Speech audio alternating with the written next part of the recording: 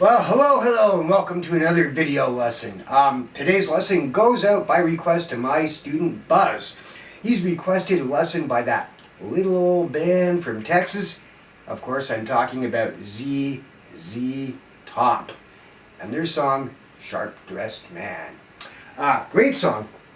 Incorporates a lot of the stuff that we've come to expect from Billy Gibbons as the guitar player from ZZ Top. We've got the killer riff, we've got the swampy bluesy sound.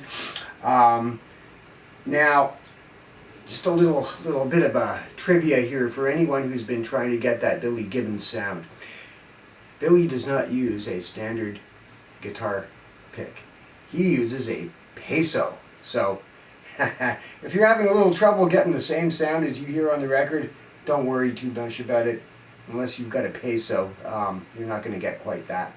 In fact, I seem to remember some years back reading a story where they changed the mixture, the alloy that they used to make pesos. And Billy Gibbons purportedly ran around buying up as many of the older pesos as he could find, right? So I am not sure how true that is, but it makes a good story, right? So let's take a look at what's going on in this song. In this video, we're going to cover the rhythm guitar parts. I say parts because on the studio recording, there are two guitars. Of course, as we all know, ZZ Top is a three-piece, one-guitar band, and when they played this live, Billy does it all with one guitar, and that's what we're going to look at. We're going to look at how to play it with one guitar. So we hear a few things when we listen to this. We hear a call and response part. We hear the first guitar doing the main riff.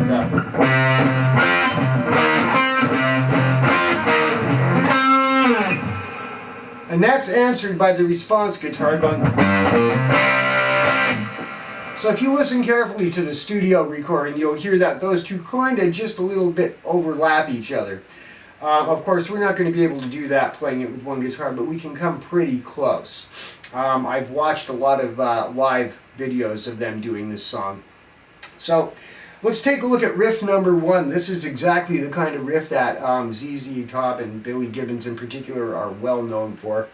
We're going to have a lot of two-note figures on the third and fourth and fifth strings, alternating with root notes down here on string 6. In fact, their biggest number one hit, the first hit they ever have, Tush, was just like that. It had a very similar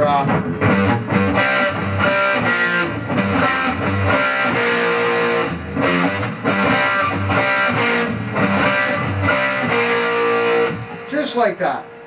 So, you know, he's well known for these kind of riffs, for the alternating between the low strings and the two-note chords. A two-note chord, by the way, is called a dyad. There's your big word for the day, dyad. And you know I'm going to call you on this, Buzz, on the next lesson, so you better remember. Dyad, two-note chord. All right, so let's take a look at the riff that he's using in his primary guitar part here.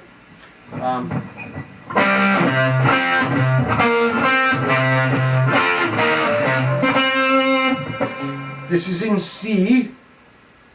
And when we start the song, we're going to start this differently than most of the time we're going to play it. We're going to do it this way at the very beginning of the song, And at one other point, and that is when you come back in after the first of the 2 solos. Oh, and by the way, there are 2 solos in this song, and I'm going to cover each of them separately in its own video. So you can stay tuned for that. Today we're just going to deal with the rhythm guitar. So let's take a look.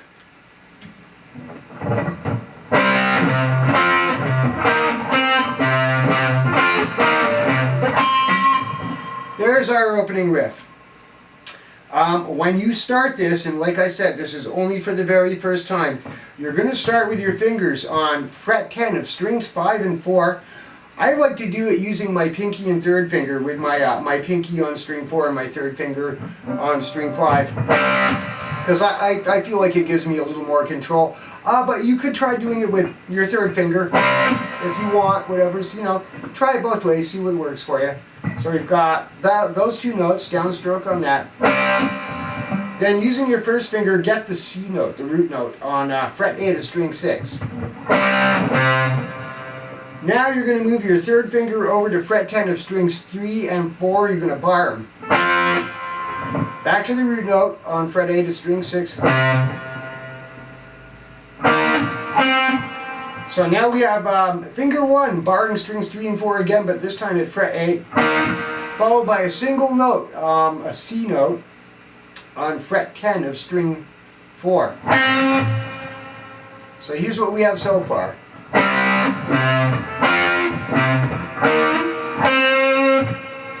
And you're going to finish that off with 2 downstrokes on the root note. Back to your 10th fret bar on strings 3 and 4 with your 3rd finger.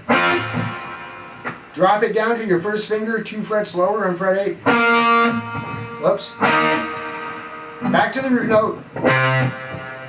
And back to those 2 beginning notes at fret 10 of strings 4 and 5. So all together slowly, here it is.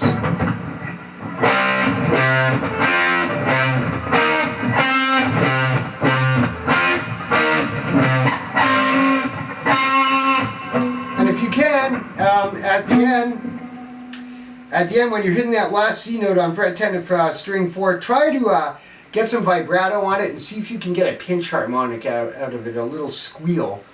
For anyone who's not familiar with what a pinch harmonic is, that's when you really choke up on the pick so that only the tip of it is sticking out. What happens is that the string hits the tip of your pick and then immediately following that strikes the flesh of your thumb and produces a tone that's about an octave over the fundamental note. So pinch harmonic, you know, so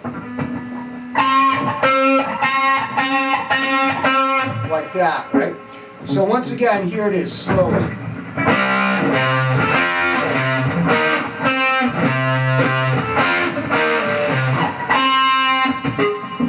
Now, here comes, that's the call. Here comes the response.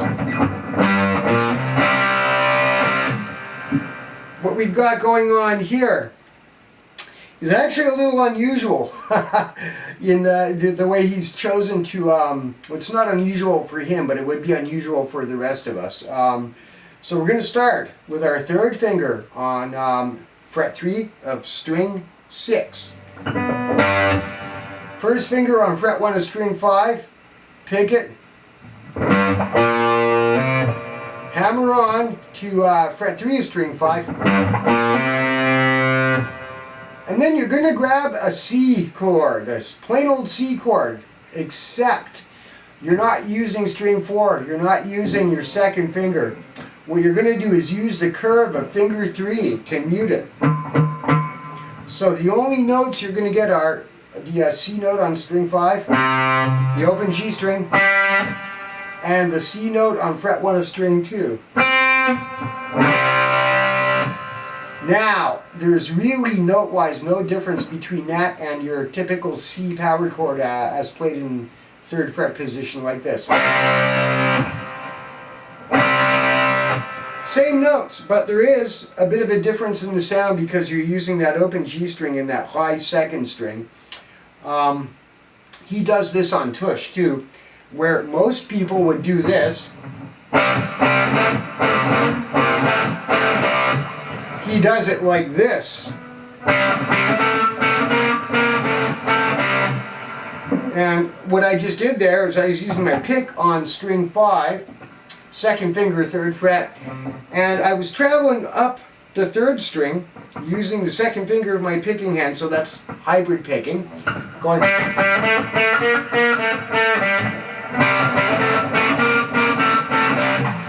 instead of what most of us would normally do, which is, and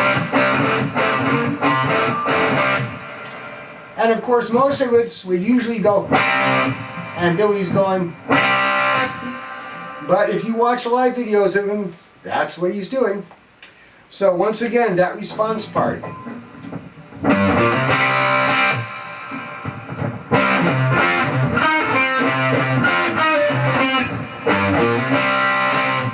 And that hammer on.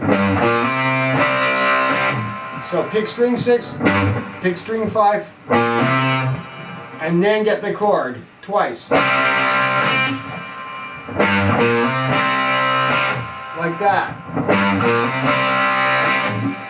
And that's how you're going to do that chord for the majority of this song. So those are the two main call and response guitar parts that we have going on here.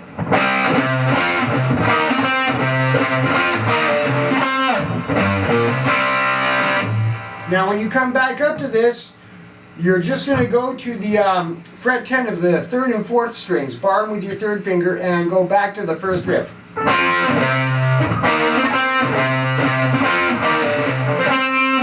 So you're not going to do those first notes that you're going to leave those out from now on. Instead of going, you're just going to go. So I'll run through that slowly for you a few times.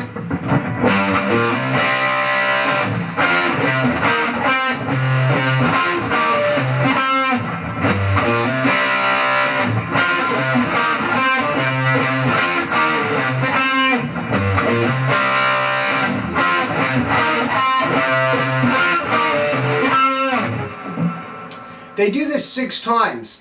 Then they come in to the vocals where the verse starts. Chords are going to be like this. Same way as we've been doing that C chord.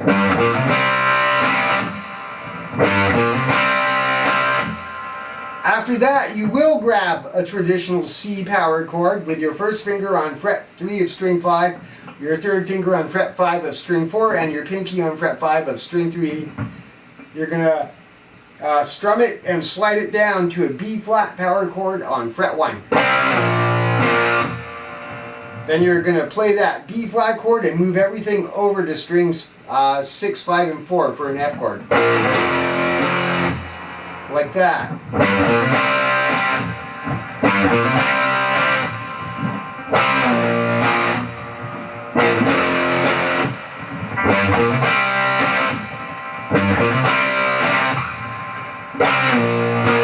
Twice. Then from F, we're going to move 2 frets up to a G chord. Again.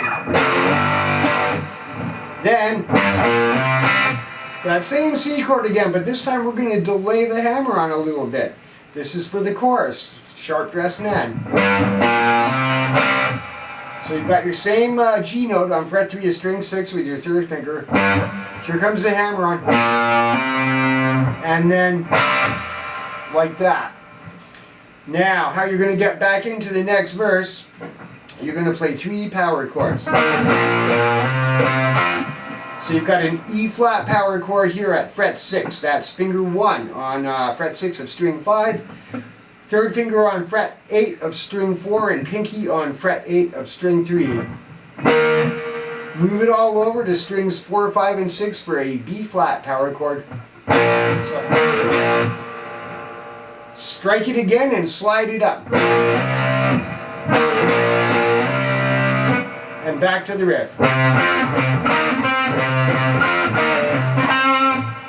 So like this. And when you do that slide up, you might just want to kill the chord and hit. Just do the single note there, going from B flat on fret 6 to C on fret 8. So.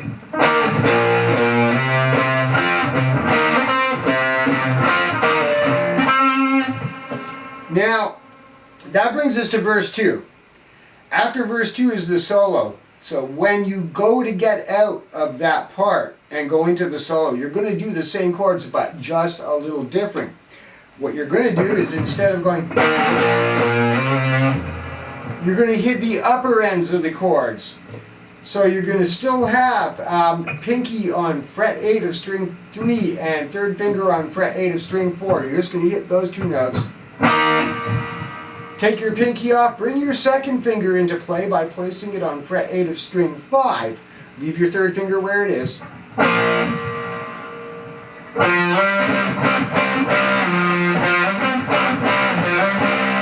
And that's going to take you into the solo. So you're going to go.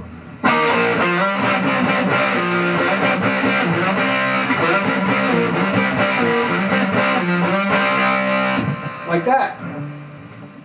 So that is essentially all there is to this song, for the rhythm parts, that is. So I'm just going to play through that. Let's back it up a little bit. I just want to find where the vocals start, and I'm going to play through the verse and the chorus for you, so you can see how that sounds. So let's see. Where does he start singing? Well, that's a good question. Let's find out.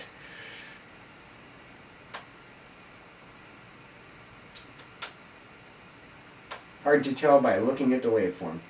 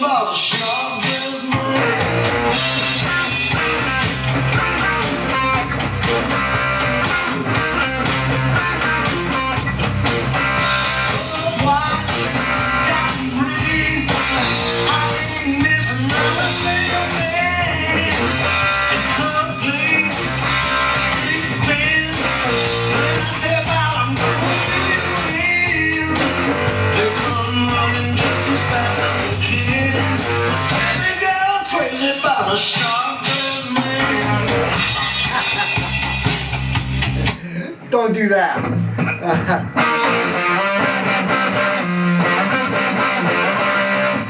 I grabbed those a little lower than I should have. I was thinking top of the chord instead of the bottom, so my bad. Oops.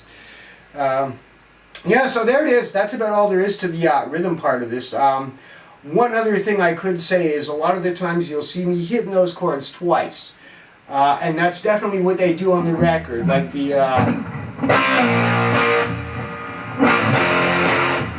But when you watch him live, sometimes he'll just hit them once and let them ring.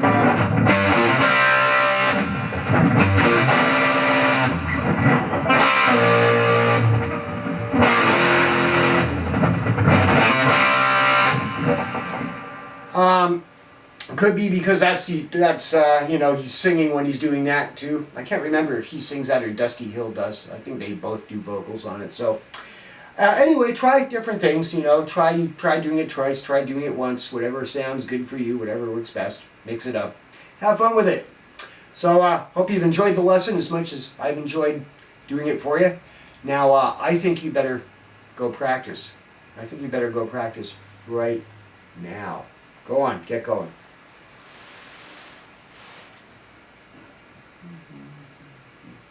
What? Why are you still here? Didn't you hear me go practice? Yeah, I'm going to know if you're not practicing, so you better get practicing. Right this minute. Go on. Get. Good Lord.